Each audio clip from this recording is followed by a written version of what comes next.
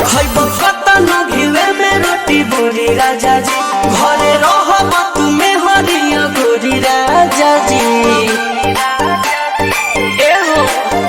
खैब कतन घिवे में रोटी बोरी राजा जी घरे रहब तुमे हरिया गोरी राजा जी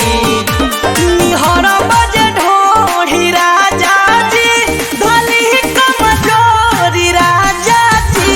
निहर बजे ढोढ़ी राजा जी धली कमजोरी राजा जी हटवा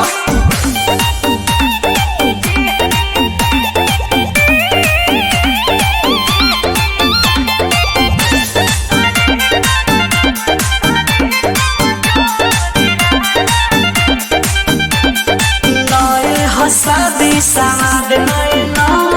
लागल बतहरा मुहे हो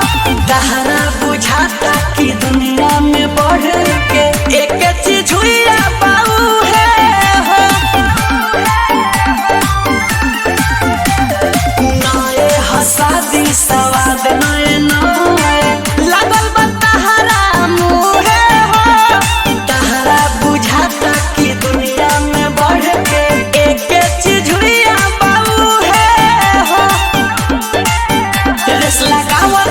जैसे की घोड़ी राजा जी लागे छोड़ा तू आज पलंग तोड़ी राजा जी निहरा बजे ढोढ़ी राजा जी धली ही कमजोरी राजा जी निहरा बजे ढोढ़ी राजा जी धली ही कमजोरी राजा जी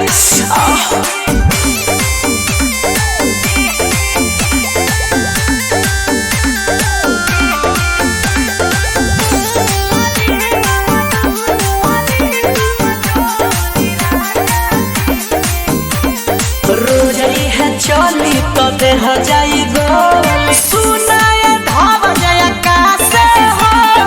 इंसैया सोनी को हंसता हर धानी जिम कोइल होई ना से हो सुनो